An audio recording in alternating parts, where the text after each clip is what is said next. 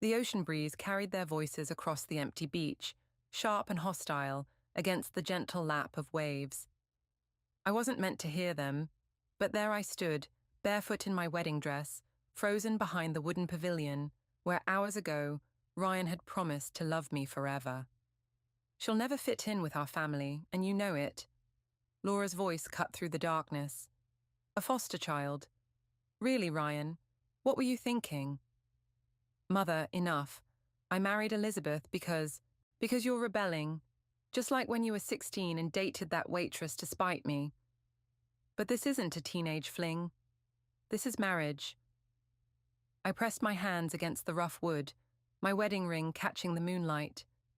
The same ring Ryan had slipped onto my finger with tears in his eyes, promising me a lifetime of happiness. Now he stood silent while his mother tore apart everything we were supposed to be. Give it time, Ryan said finally, his voice weak. Elizabeth is different. Different? Laura laughed, the sound like breaking glass.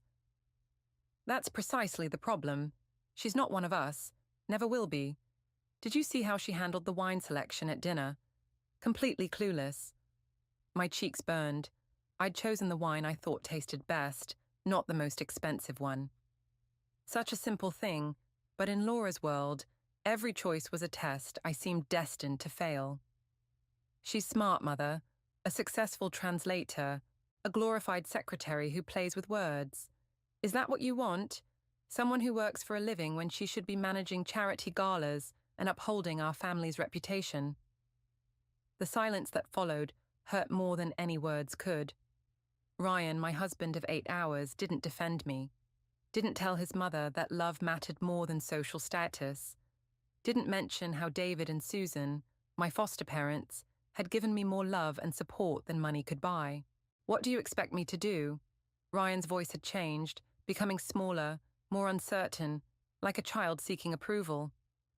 Nothing drastic, not yet, but remember, darling, prenuptial agreements can be very useful things, especially when certain parties prove unsuitable. My fingers curled into fists, pristine French manicure digging into my palms. The pain helped me focus, helped me push back the tears threatening to spill. I thought of David and Susan, how they'd welcomed me into their home when I was 12, scared and defensive after years of being shuffled between foster homes. They'd taught me that family meant unconditional love, not social climbing and manipulation. I should get back, Ryan said. Elizabeth will wonder where I am. Of course, darling. Go play house with your little charity case, but remember what I said. Their footsteps faded in opposite directions, leaving me alone with the truth I'd been too blind to see. The perfect wedding, the elaborate honeymoon suite, the champagne toasts. It had all been a beautiful lie. A facade hiding the rot beneath.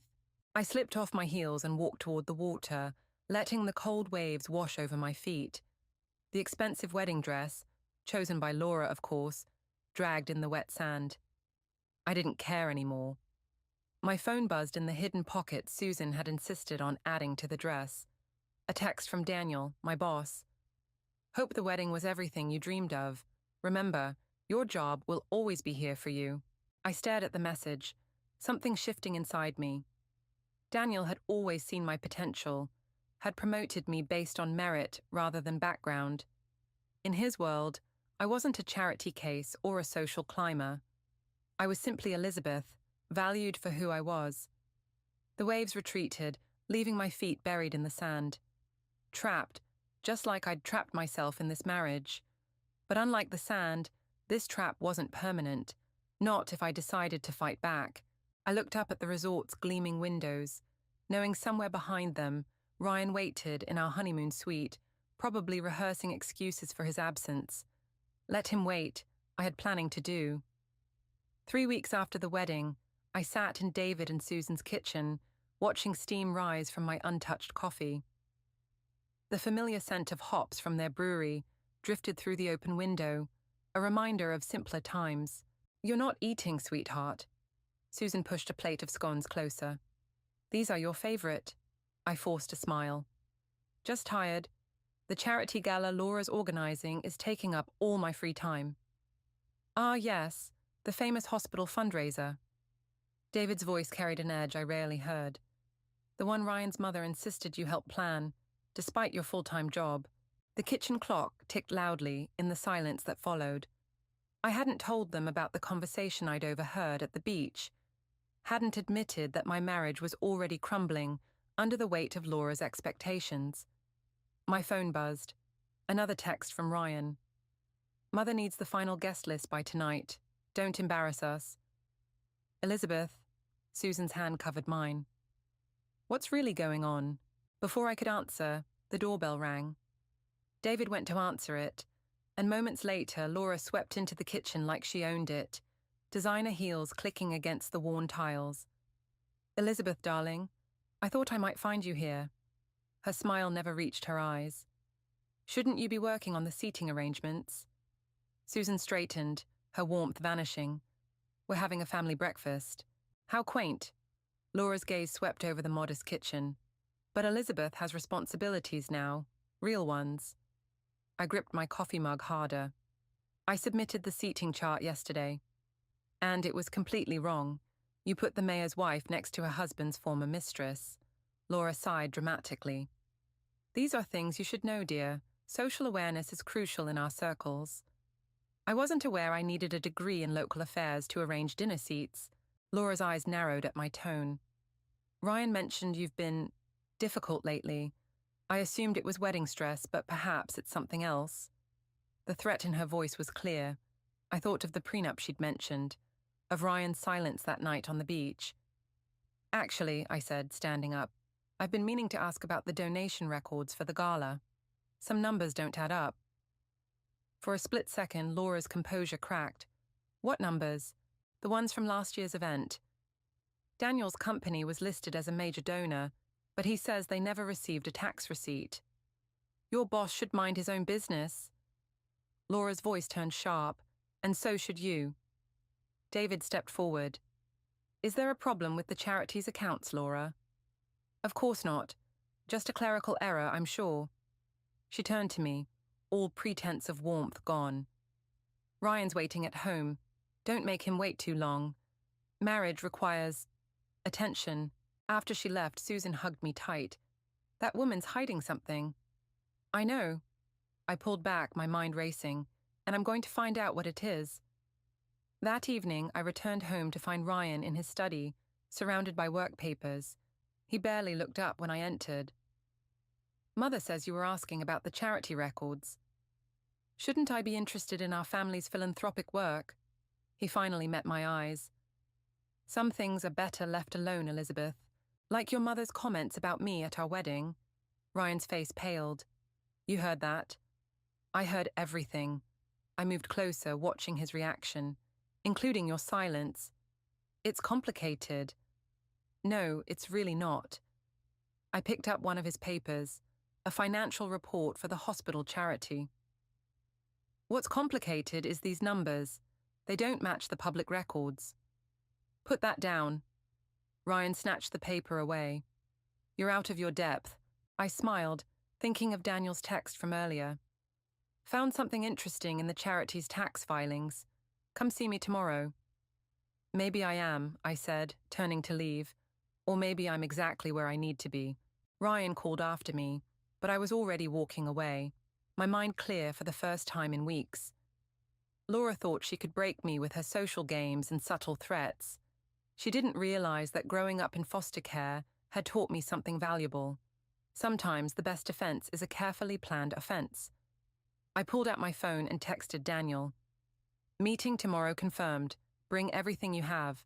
Daniel spread the documents across his desk, each paper another nail in Laura's carefully constructed coffin. The hospital charity's been a front for years. Money goes in, but only half makes it to actual medical equipment. I traced the flow of numbers, my hands trembling. Where's the rest going? Private accounts, shell companies. He tapped a statement. Most of it ends up here. An offshore trust in Ryan's name. The betrayal hit like a physical blow. Not just Laura's corruption, but Ryan's involvement. All those nights he'd worked late, claiming to be managing charitable donations. He'd been helping his mother steal from sick children. My phone buzzed, Laura's number. I declined the call, but her text came through anyway. Ryan tells me you've been meeting with Daniel. Remember your place, dear. Daniel watched me carefully. There's more. The development project Ryan's been working on. Laura's been sabotaging it behind the scenes. She's making sure he fails. Why would she hurt her own son? Control. If he succeeds, he might break free. But if he fails... Daniel's voice trailed off as my phone buzzed again. This time it was Ryan. Where are you? Mother's furious about the gala seating changes. I stood up, my decision crystallizing. I need copies of everything. Elizabeth. Daniel's tone made me pause. Be careful. Laura's dangerous when cornered. I arrived home to find Laura waiting in our living room, Ryan standing by the window like a scolded child. Emergency board meeting tomorrow, Laura announced without preamble. Ryan's project is being reviewed. Apparently, someone raised concerns about financial irregularities. Ryan's head snapped up. What? That's impossible. Unless, Laura cut in, someone's been talking to the wrong people. Her eyes fixed on me. Like certain employees at rival firms. I don't know what you're talking about. I kept my voice steady, thinking of the documents in my bag. No? Laura stood, smoothing her designer dress. Then you won't mind explaining why you've been meeting with Daniel. He's quite interested in our family's business lately. Daniel's my boss. We discuss work. Your work is translation, not finance. She moved closer. Stay in your lane, Elizabeth. Some roads are too dangerous for newcomers. Ryan finally spoke. Elizabeth, whatever you think you know, I know enough. I cut him off, pulling out one of Daniel's documents. Like how the children's ward never got those new ventilators, but you bought a yacht last month. Laura's composure cracked. Where did you get that? The same place I got proof of Ryan's offshore accounts, and records of how you've been sabotaging his career to keep him dependent on you. Ryan grabbed the paper, his face draining of color. Mother, is this true? Of course not. But Laura's voice wavered. She's trying to turn you against me, just like I warned you she would. I laughed, the sound harsh even to my ears. You did that yourself, Laura. I'm just exposing the truth. Truth? Laura's eyes turned cold. Here's truth. Ryan's filing for divorce. Aren't you, darling? The silence stretched. I watched my husband, the man I'd loved, the man I'd thought loved me, struggle with his mother's leash. I'm sorry, he whispered finally. Mother knows best. Does she? I pulled out my phone, showing them the email I'd just sent. Because the hospital board might disagree. They're very interested in where their donations went. Laura lunged for my phone, but I stepped back. That's just the beginning. By tomorrow, every news outlet in the city will have copies of everything. Your reputation, your social standing, your precious family name, all gone. You wouldn't dare, Laura hissed. You'll destroy Ryan too. You already did that. I turned to my husband. You just never let him see it. I walked out, leaving them with their crumbling lies. In my bag, Daniel's documents felt like weapons, which I supposed they were. Laura had taught me well. In her world, information was power, and now I had enough to burn her empire to the ground. My phone buzzed with a text from Susan. You okay, sweetheart? I wasn't. Not yet, but I would be. Because Laura had forgotten something crucial about people who grow up in foster care. We learn early that family isn't about blood, it's about loyalty. And I'd just discovered exactly where everyone's loyalties lay. The morning headline screamed across my phone screen. Local hospital charity under investigation. Below it, a smaller headline. Business mogul Laura Harrison steps down from board. I should have felt triumphant. Instead, my hands shook as I read Ryan's latest text. You have no idea what you've started. I deleted it without responding and headed to work, only to find my office door locked. Daniel waited nearby, his expression grim. Board meeting in 10 minutes. Laura's lawyers are here. Already? I straightened my spine, remembering the backup files hidden in 3 different locations. They're claiming defamation and, he hesitated, Ryan's supporting their case. Of course he was. I'd expected the legal threats, but something in Daniel's tone made me pause. What aren't you telling me? Before he could answer, his assistant rushed in. They're asking for you both, now. The boardroom felt like a trap. Laura sat at the head of the table, immaculate as ever, while Ryan stood by the window. But it was the third person who made my blood freeze, Susan. Elizabeth? Laura's smile was razor-sharp. Thank you for joining us. I believe you know Ryan's private investigator. Susan met my eyes, her familiar warmth replaced by professional detachment. I'm sorry, Elizabeth. The room tilted. Susan, my foster mother, my rock, had been working for them all along. Quite the thorough investigation, Laura continued. Every meeting, every phone call, every document you accessed, all carefully documented.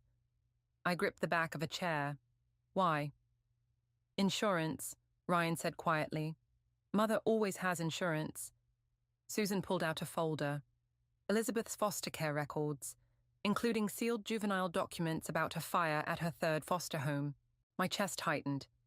That fire, an accident, ruled inconclusive. I'd been 12, angry, lost. No charges filed, but the whispers had followed me until David and Susan took me in. Or so I'd thought. You were never just foster parents, were you? The words tasted like ash. We loved you, Susan whispered. That was real, but Laura hired us to monitor potential threats to Ryan's future. Daniel stepped forward. This is harassment. This, Laura cut in, is protection. Elizabeth here thinks she can destroy my family.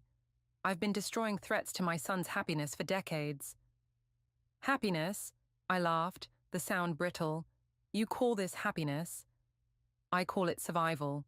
Laura stood. Now, here's what happens next. You'll retract your allegations about the charity. Claim it was a misunderstanding. Then you'll accept a generous divorce settlement and disappear. Or those sealed records become very public, along with some interesting theories about that fire. The media loves a scandal. Imagine the headlines about Ryan's unstable, potentially dangerous wife. I looked at Susan, seeing years of shared memories crumble. Was anything real? Everything that mattered. Her voice cracked. But Laura has evidence that could hurt David's brewery, our retirement, our employees' livelihoods. Enough. Daniel's voice cut through the tension. Elizabeth, don't say another word. This meeting's over. I walked out, my legs somehow carrying me despite the weight crushing my chest. Behind me, I heard Ryan call my name, but I kept moving. In Daniel's office, I finally broke. They had Susan watching me for years. Everything I thought I knew. Listen carefully. Daniel lowered his voice. Laura's not the only one with insurance. Remember that project I mentioned? About Ryan's development deals? I wiped my eyes, focusing. What about it? There's something they don't know we found. Something bigger than charity fraud. He slid a USB drive across his desk. Laura's not the only one who's been planning ahead. I stared at the drive, thinking of Susan's betrayal, of Ryan's cowardice, of Laura's endless manipulation. They thought they could bury me with my past. Fine, let them try. Because they'd forgotten something crucial, that angry 12-year-old girl they were threatening to expose. She survived. She learned.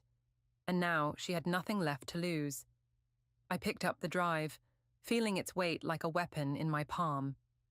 Tell me everything.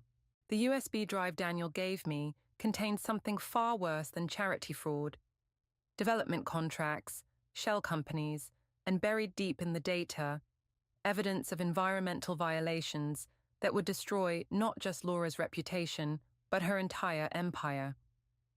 I sat in my hotel room, surrounded by printouts and laptop screens, when someone knocked. Through the peephole, I saw David, alone. Elizabeth. His voice carried none of its usual warmth. Please, 5 minutes. I opened the door but kept the chain on. Did Susan send you? No, she doesn't know I'm here. He looked older, tired. Can we talk? Inside, he studied the papers scattered across the bed. You're really going through with this? They gave me no choice. There's always a choice. He picked up a document. These development projects, they're not just Laura's, are they? No. I watched his face carefully. The brewery's expansion, the new location Laura helped you secure, it's built on contaminated land. She knew, David. She knew, and she let you sink your retirement into it. He sank into a chair. Why would she? Insurance. Like everything else. I handed him the soil reports. One anonymous tip to the environmental agency, and you lose everything. She owns you, just like she owns Ryan. And you're going to expose it all? Tomorrow night, at the charity gala. I smiled without humor. Laura's last big social event before her temporary retirement from the board. It'll destroy us, all of us. You destroyed me first. The words came out sharper than intended. Or did you forget that part? My phone buzzed, Ryan calling again. I declined it, but not before David saw his name. He's been asking about you. Says he wants to explain. There's nothing to explain. I turned to the window, watching the city lights blur. He chose his side long ago. So did Susan. So did you. We loved you. David's voice cracked. Whatever else happened, that was real. Was it? Or was I just another investment? A backup plan in case Laura needed leverage? The silence answered for him. My phone buzzed again. A text from Daniel. Board meeting moved up, tomorrow morning. Laura's making her move. You should go, I told David. Plausible deniability. When this breaks tomorrow night. Elizabeth. He stood, suddenly looking more like the father I remembered. What if there's another way? What if... Don't. I held up my hand. Whatever Laura's offering, whatever deal she's dangling, it's too late. She'll destroy you, your past, your career. My past? I laughed. That fire they're threatening to expose. It wasn't an accident. But it wasn't me either. It was my foster brother, the one they sent away, the one nobody believed. I met David's eyes. I learned then what happens when powerful people write the narrative. I won't let it happen again. His phone chimed, Susan calling. He stared at it, torn between two loyalties. Go home, David. Hold Susan. Remember what it felt like to be good people. I turned back to my work. Tomorrow, everyone's true nature gets exposed. After he left, I opened Daniel's file on Ryan's development projects. The contamination wasn't just environmental, it was human. Displaced families, destroyed communities, all sacrificed for profit. Laura's legacy of destruction, wrapped in charity galas and social prestige. My phone buzzed one last time. Laura. Final chance. Walk away now, or I release everything. I thought of that 12-year-old girl, watching her foster brother taken away for a crime he didn't commit. Thought of Susan's betrayal, Ryan's weakness, Laura's endless manipulation. Release it, I typed back. Tomorrow I release everything too. Let's see whose truth survives. I turned back to my preparations for the gala. Laura thought she was protecting her son, her legacy, her perfect world. She didn't understand that some people, pushed too far, stop caring about protection. Some people just want to watch carefully constructed lies burn. Tomorrow, we'd all learn what happens when the powerless finally gain power. When the watched become the watchers. When revenge stops being about justice and becomes something darker, deeper, more complete. I picked up my phone one last time, sending a single text to Daniel. It's time. Release the first wave. The game was changing. Let them scramble to protect themselves. By tomorrow night, there would be nothing left to protect. The charity gala glittered with false promises, just like everything else in Laura's world. I adjusted my midnight blue gown, borrowed from the costume department at Daniel's firm, and watched the security feed on my phone. Laura stood at the podium, practicing her speech about community service and family values. Everything's in place. Daniel appeared beside me, champagne glasses in hand. The press is here. Environmental inspectors are standing by. One word from you. Elizabeth. Ryan's voice froze me. He stood in the doorway of the empty conference room, looking lost in his expensive suit. You need to leave. Daniel stepped forward, but I touched his arm. It's fine. Give us a minute.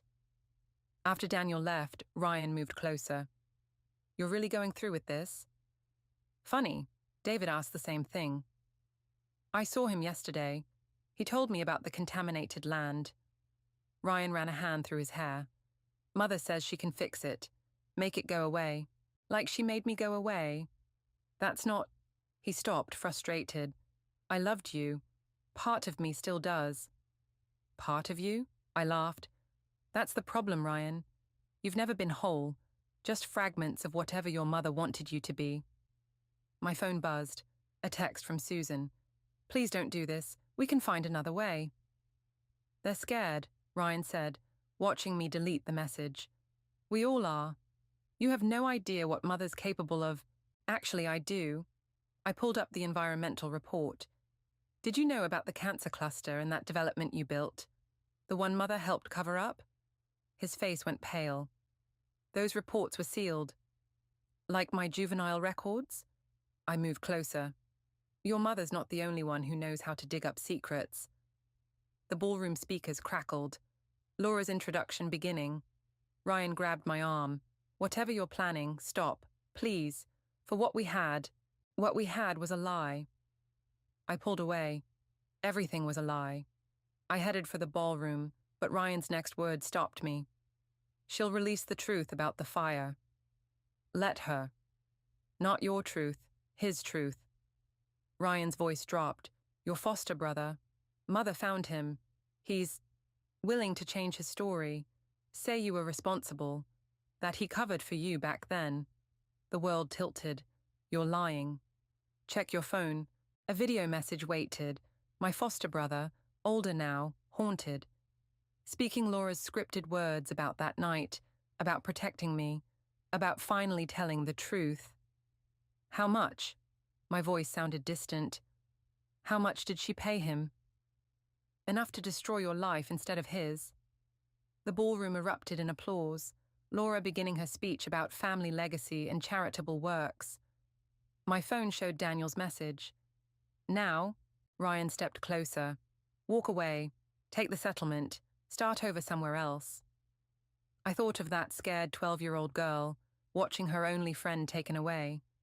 Thought of Susan's years of surveillance, David's compromised brewery, Ryan's weak love, all of Laura's perfectly orchestrated destruction.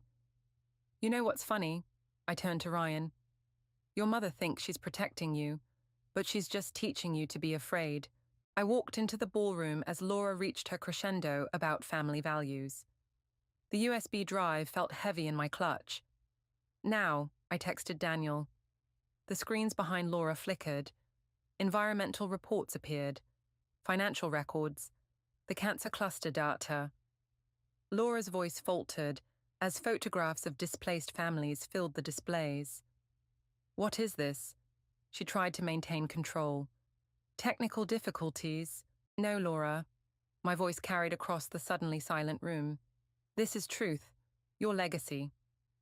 Security moved toward me, but stopped as reporters started shouting questions. Laura's face contorted with rage. Remove her. Before you do, I raised my voice. Ask your beloved chairwoman about the contaminated land she sold to local businesses. Ask about the families she destroyed. Ask about... The lights went out. In the chaos that followed, I felt someone grab my arm. Ryan's voice in the darkness. Mother says thank you for making this easy. The backup generators hummed to life, but it was too late. The screens were dark. My phone was dead. And Laura stood triumphant, tears in her eyes, playing the victim perfectly.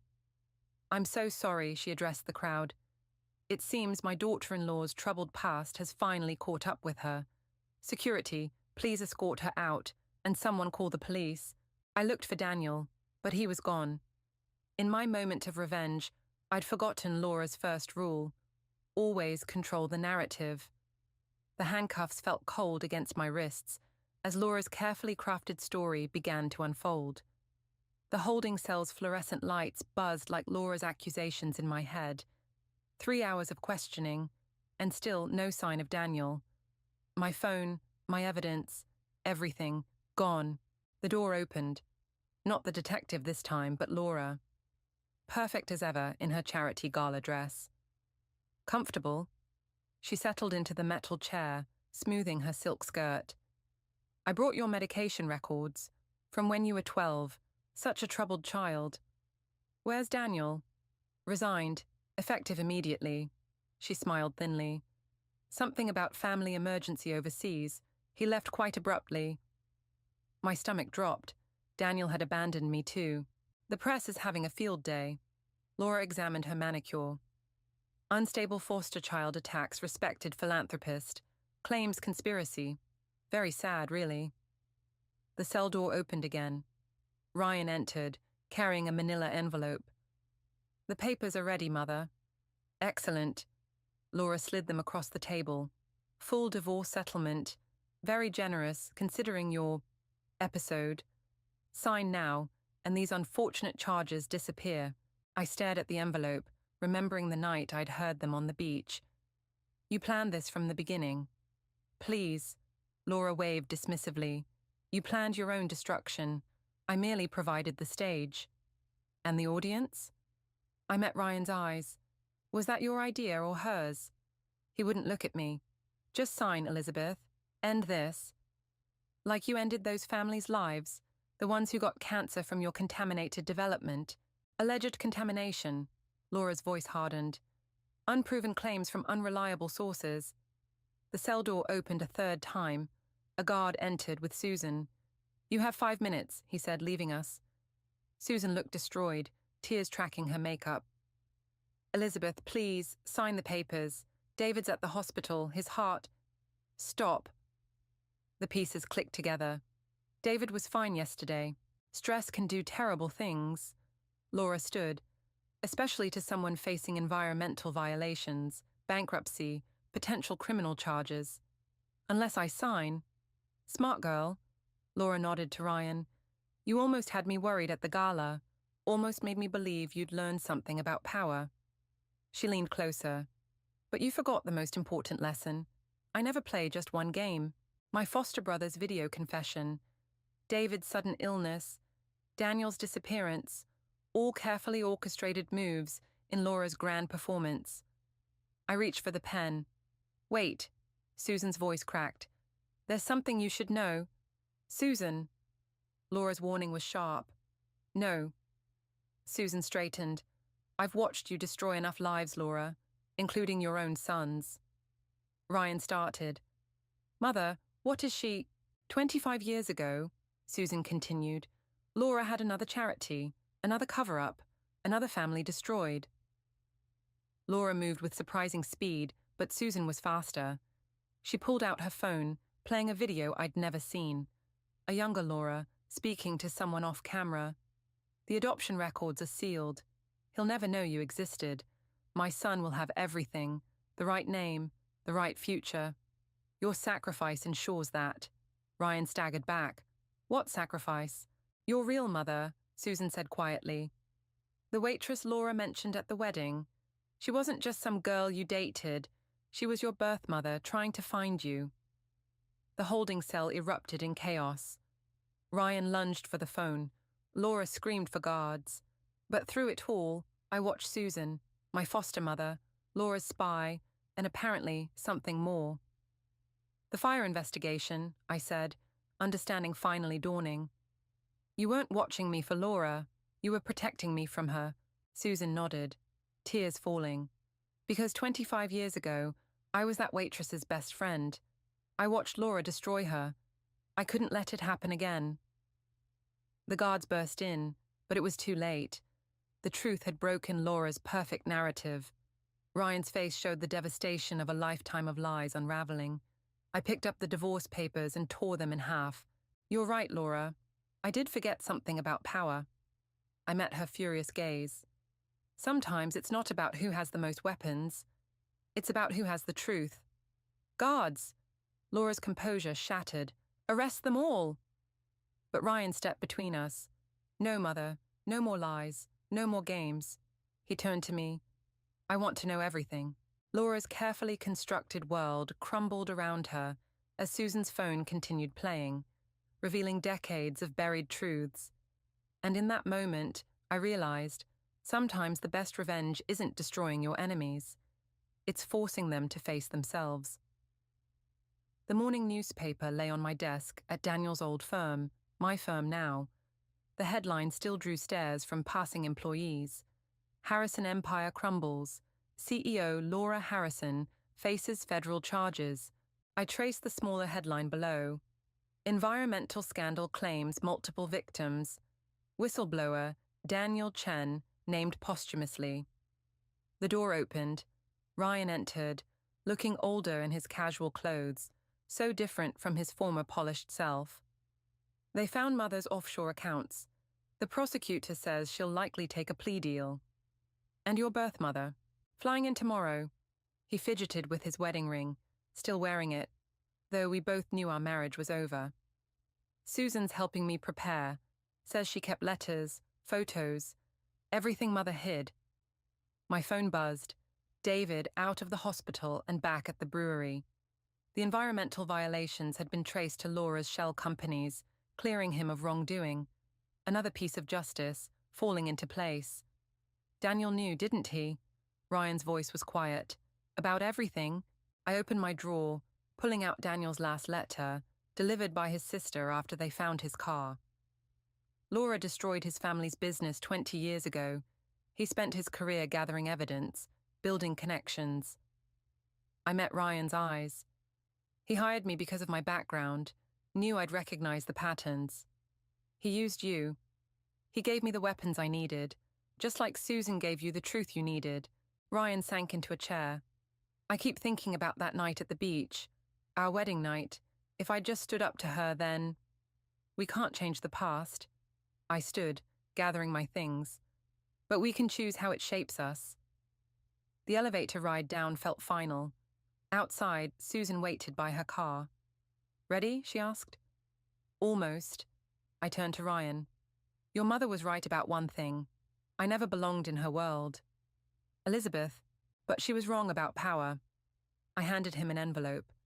"These are copies of everything, the evidence, the accounts, the connections. Use them to rebuild something better than what she destroyed." Susan touched my arm. "David's waiting. The brewery's evening crowd always needs an extra hand." Ryan stepped forward. "I did love you, in my way." "I know. That's what made it hurt more." The drive to the brewery was quiet until Susan spoke. "You're really giving up the firm? It was never about the power." I watched the city fade into familiar streets. Daniel taught me that revenge isn't just about destruction. Sometimes it's about rebuilding.